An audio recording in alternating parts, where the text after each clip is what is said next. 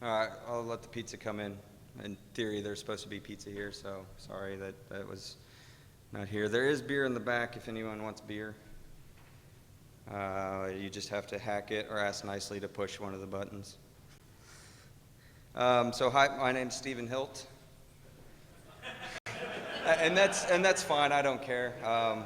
Go ahead and go get whatever you want. When it comes in, it'll be in the back too. Just go get some. I think I know about 90% of the room, so it's fine. Today I'm going to talk about some legacy things that are still in use, hence the title, The 90s Called and They Want Their Technology Back. The project started with a healthcare-related research, specifically to discover potential leaks of PII. We looked at unique aspects that are rarely talked about, and we looked at new hardware to look at, new protocols to reverse and things like that.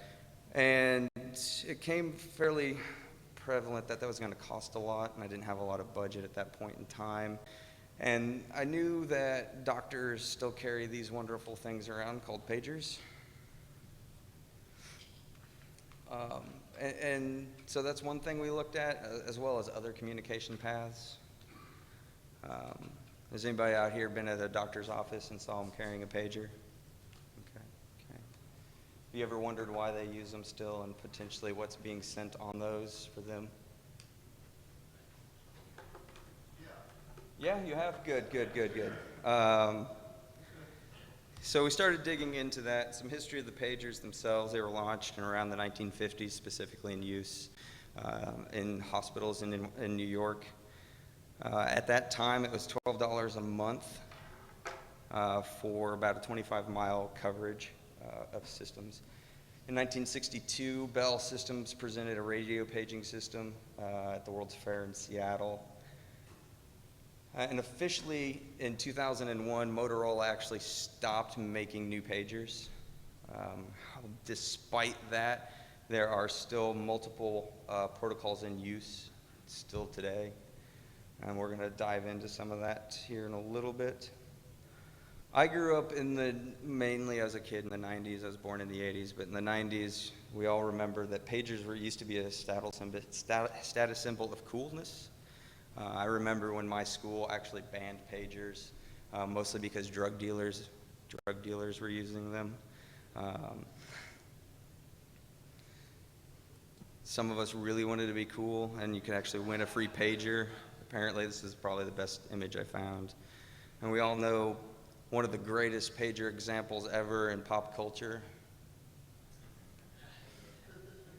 But honestly, who uses pagers now? If you remember this movie, The Hangover, he specifically asked if the Caesar's Palace was pager friendly.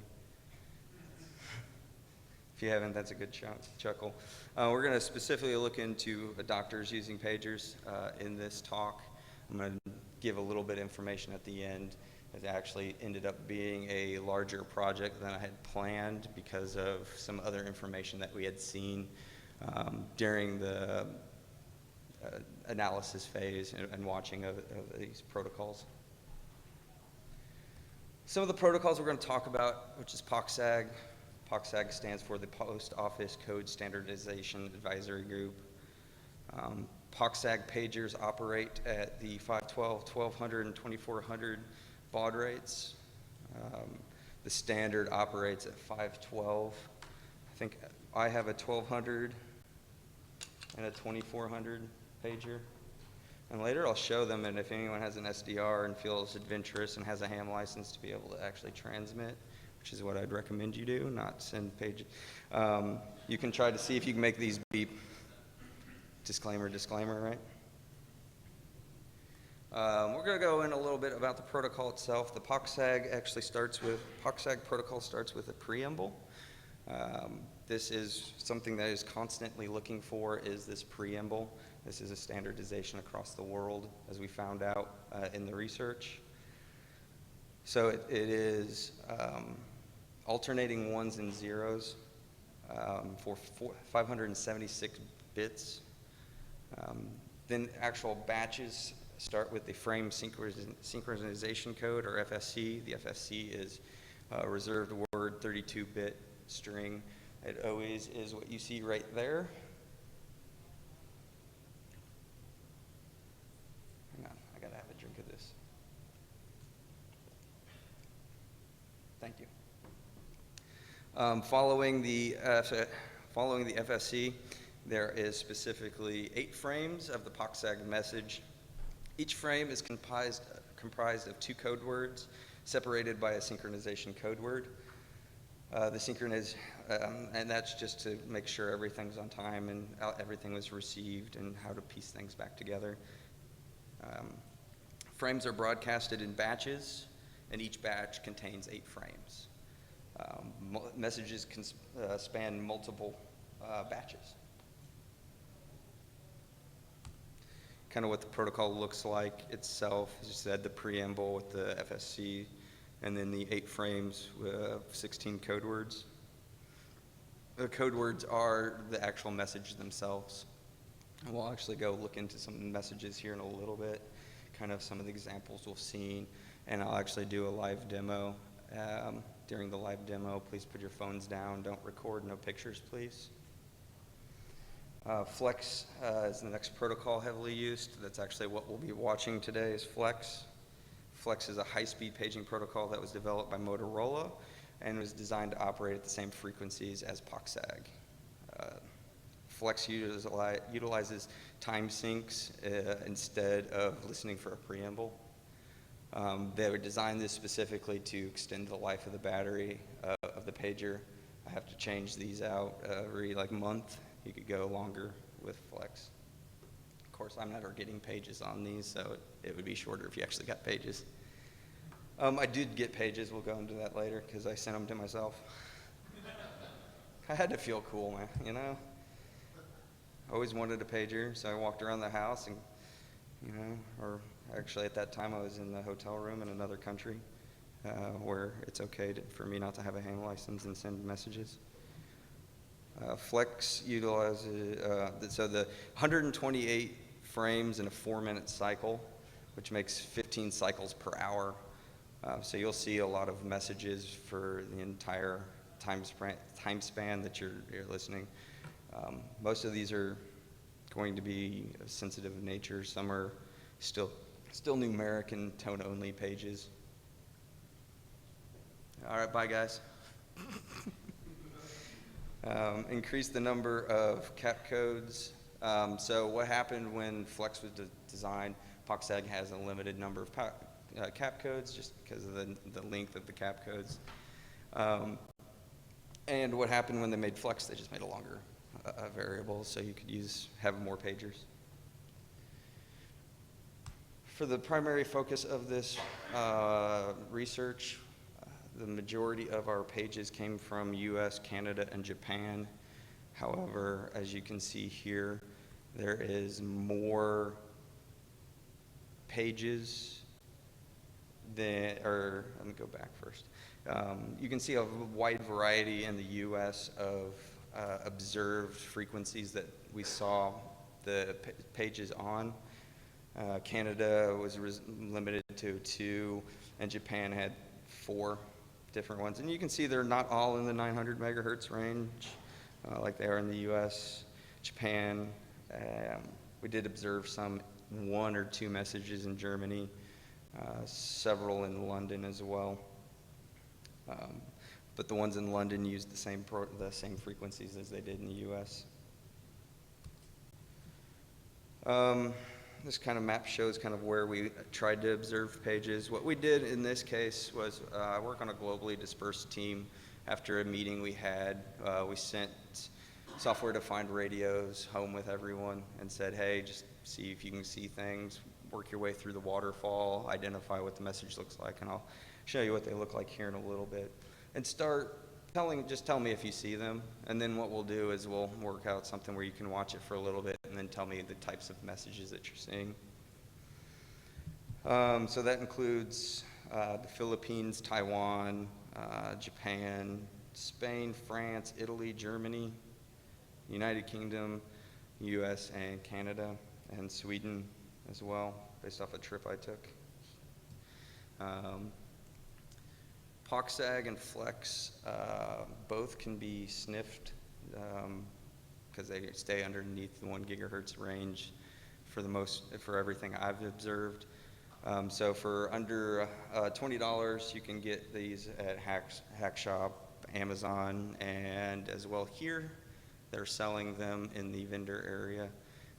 Hacker Hardware has them, I know for sure. I don't know if Hack 5 has them with them or not. But you should go pick one up if you don't have one. Yes? I'm going to go through this in a second. Yeah, it does. Any software-defined radio does, but this one obviously is the cheapest. Yardsticks work. My specific setup included a Hack RF1. Thanks, Ronnie. And a log that's a log periodic. It's an LP410. It's the 400 megahertz to 1 gigahertz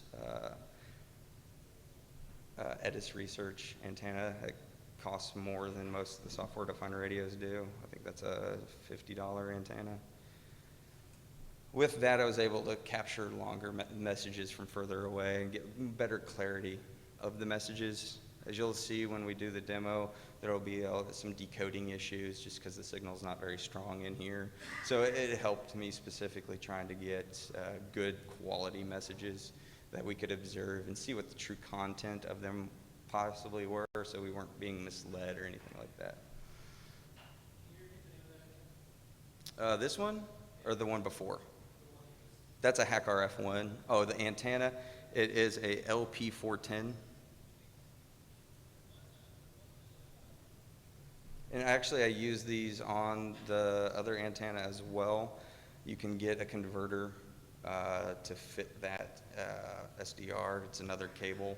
It costs about $5 to get, and I can't remember the exact connector types, but you can research it. If anyone knows, just shout out what types those are. So then what you start doing once you have all the software-defined radio set up, and all of this has kind of been discussed before, but I'm going to go through it so there's people in the room that kind of want to learn how to do this and look at it. It's fun. And then we'll get into some of the more interesting and newer stuff that we did in a little bit. So what you're going to look for is specifically this is a flex message that you're seeing there in GQRX, but you can also use SDR Sharp for those Windows users out there. You can do both Windows and Linux.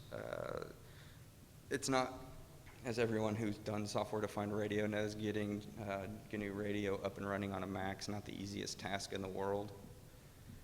So if you can do it, you can, but I've always had nothing but problems trying to get it all, and it's not worth my time, so I usually just get a Linux box set up and build it. There's a really handy tool, as I said, this is not new stuff. This has been discussed before, and there's a lot of examples out there. And so we utilize the examples out there instead of trying to reinvent the wheel or anything like that. So under that GitHub page down there at the bottom, you'll see that there is a script called pagerrx.py. It's a GNU Radio Python script that sniffs specifically only Flex. So if you're looking for POC-SAG, we'll go through that in a minute. You can sniff multiple frequencies at the same time if you use the one. You have to go and look for the specific frequencies, then hard code them in another script, and then you can run that script and it'll correlate and pull them all into the bottom waterfall and then decode them from there.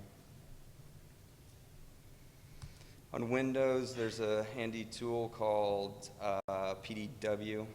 PDW supports both POC-SAG and Flex. It's easy to use. The downside of it, it'll only allow you to do one frequency at a time. So that's an example of SDR Sharp and a Flex message as well. And then what you do is then you feed it into PDW via a virtual audio cable, and you can start decoding messages. Can anybody see that, or is it fine, too blurry? All right, sorry about that. Well, there's blurred messages in there because I can't show personal information. So there's names in there and things like that. So what you're going to see once you start decoding the messages are a bunch of different types of messages. And this is a breakdown of the data we saw. We kind of looked at some of the metadata around the messages themselves. So you don't actually store the information or anything like that. And over the span of the project, which lasted 3 months, we saw 18,291,000 alphanumeric pages, 8,500,000 tone, 7,700,000 numeric. And those are the other types. Secured's an interesting one, and binary is an interesting one as well. We didn't really dive into those too much. Secured obviously is the encrypted pages. So we didn't look into those because that wasn't the purpose of this, to determine the encryption schemes that they're using, if they're weak or strong. Why? Because everything else was still in clear text. Based off of some of the observations we had, we learned how pagers were being used in healthcare. One would be the nurse workflow management systems. This is things that tell nurses where to go, who needs what. This also includes the buttons on the side of your hospital bed. If you push that, it'll page automatically to a nurse saying you need assistance. The pharmacy and general communications. And general communications can include anything like incoming EMS to the hospital and what to prepare for condition-wise, what's the patient name, so you can get them all set in, and other things like that. And even hospital transfers, when patients are transferring hospitals, there will be a message sent out to that this patient's now being transferred to a different hospital. Inside of the nurse and workflow management, there's self-scheduling and schedule at discharge, kind of. So a schedule at discharge would mean that the patient is being discharged, and the schedule around their discharge. It helps with, and the reasons why they're doing it is it's better for better preparation before the patient's arrival. It helps with reduced wait times. It improves efficiency in the admission, discharge, transfer, and housekeeping. And by housekeeping, you'll see that if you do this, and we'll see in a little bit about them dispatching somebody to clean the room after somebody leaves. All right, pizza's here. Everyone go ahead and grab a pizza. You can just pass them around, hand them out. Yeah, you can bring them up here. It's fine. Beer's in the back, pizza in the front. I know it's 6 o'clock and people are hungry, and I appreciate you coming out for my talk. So, yeah, just sit them over here on the stage. You can come grab a piece too, video guy. Hang on, let me see.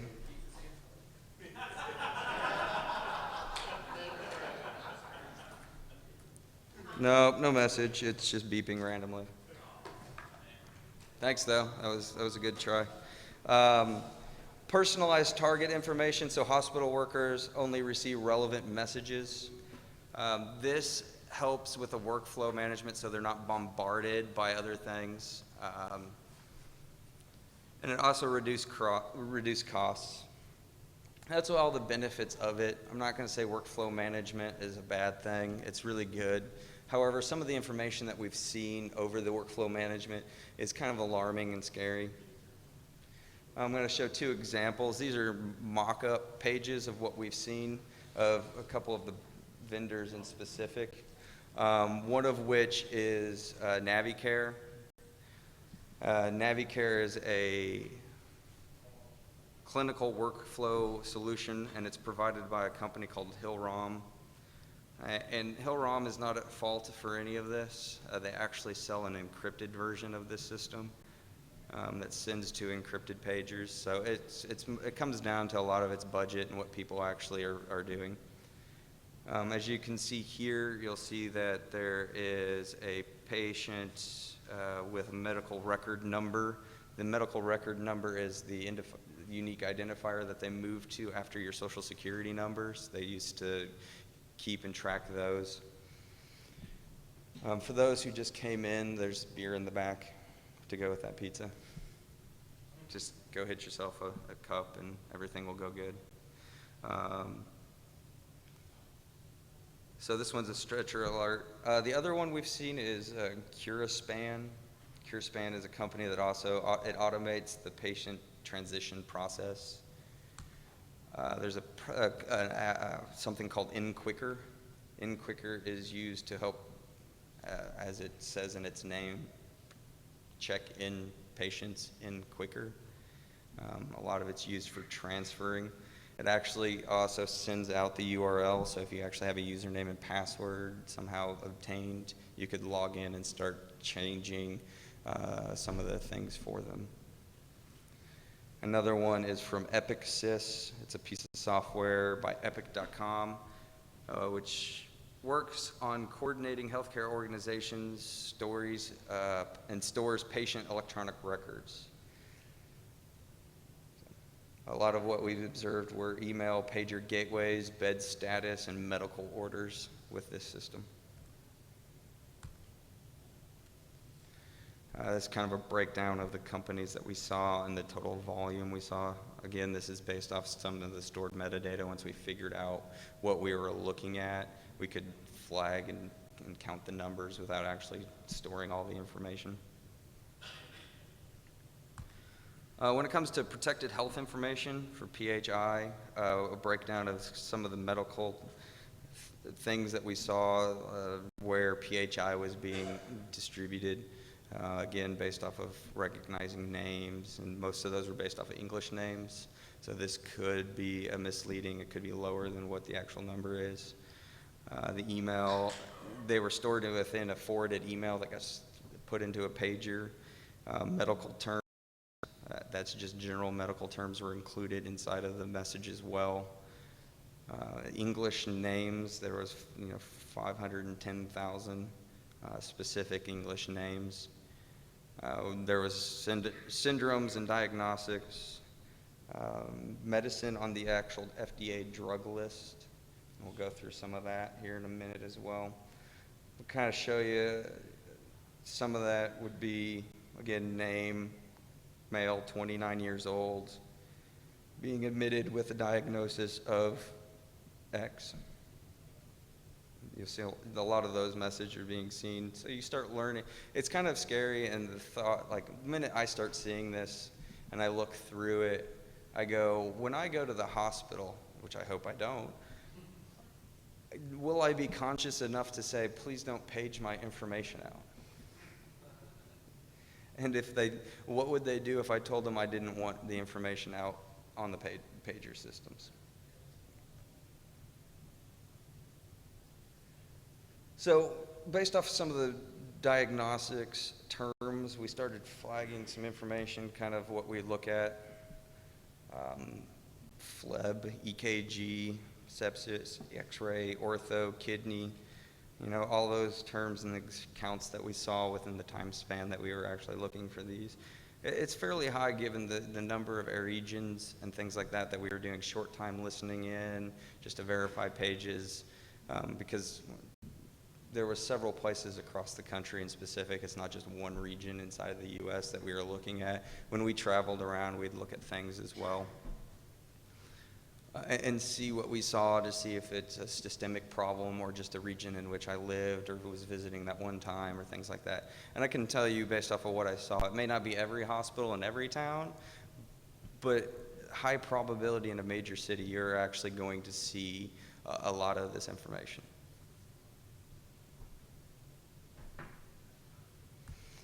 Top prescriptions, Buterol, Tylenol, Zofran, insulin. Yeah. That doesn't fight Viagra. Come on, guys. Jeez. Yo, I don't think you get prescribed that for in a hospital. I'm just going to say that. Mm, that's a little too much information there, Ronnie. Yeah, I don't know if nursing homes necessarily need pagers, though. There. Thanks, Eric. And so this was all seen within the pharmacy pages in specific. So we're going to go through a couple of those pharmacy pages. I actually like this sign. It was pretty funny. I found that when I was searching pharmacy signs for the slides. So one example would be morphine for the emergency department, medical record number, room number. So the thought on this that we had would be in a potential attack scenario or a misuse of this page in specific is if you were able to send a page and you knew a medical record number to a specific room number, you could potentially cause some damage and issues to the person. I don't know the back-end processes other than what I've seen via the airwaves. Is that what I've seen is that I believe this is in theory possible, that you would send this, they would possibly dispatch medicine to that room and probably charge them. I don't know about that piece either. And kind of the same one with the next two as well. Hey, Jason, there's pizza up here if you want some pizza. Cool. The next one is, as I said, in somewhere in the country. I won't say exactly where, or not in the country, in the world. Organ donors was the highest thing we saw. So once the morgue had the cadaver, what organs were up for donation came around. So this is donor number at the donor hospital. This one would be a female, age 49. Again, this is a mocked message, not a copied message. So we just kind of put those numbers in there, but it's like what we would have seen. The offer, and this is for patient, the donor for the patient, and the date of birth of the next patient. And we talked about, Eric mentioned earlier, nursing homes. However, there is home care. We did see some pages that alluded to a home care solution system. This one would be Goldschmidt, patient name, date of birth, and the actual phone number for a pharmacist for medicine at CVS or Walgreens or anything. Please call the patient, has horrendous cough, and needs a steroid, not prednisone. So they're saying that this patient needs different medicine.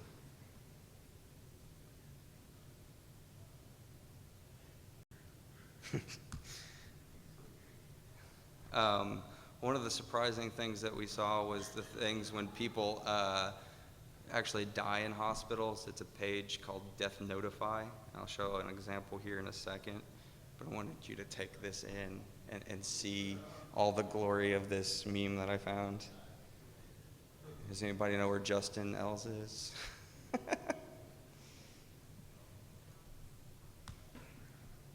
So this is an example of a death, two different notices. This is an example of what we saw in which they were actually, a manual message went through about the family for a guy is waiting in the waiting area, and their name and phone number, and then the death notification as well for another person that comes through.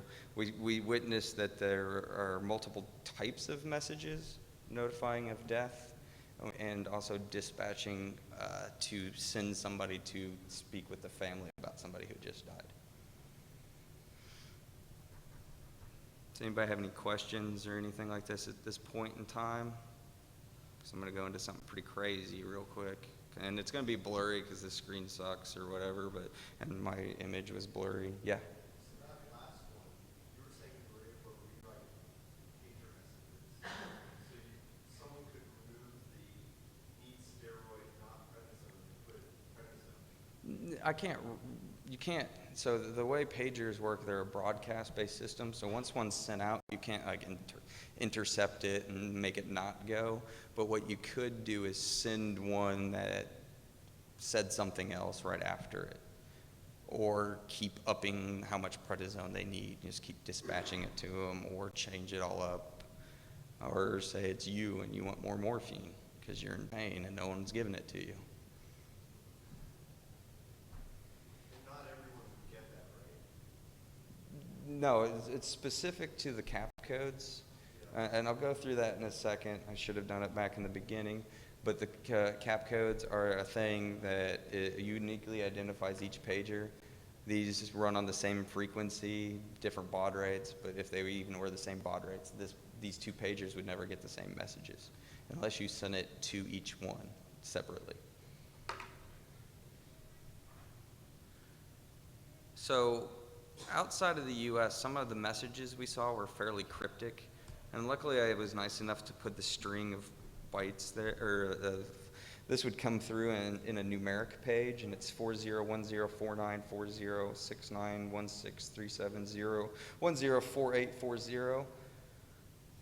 What that actually translates to, as we figured out via some research and a lot of help from some of my Japanese coworkers who can actually read Japanese and I can't.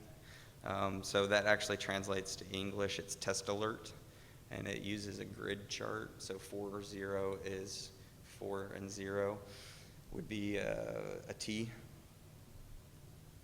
So, and 10 E, and so on and so forth. And there's actually kanji in there. So if you started looking into it and started kanji, this is just an example of test alert. We saw lots of these in Japan. It turns out Japan uses a lot of it for emergency issues, for public notification, things like that they'll broadcast out messages. At this point in time, I'm going to switch over to doing a demo, so if you can go ahead and stop the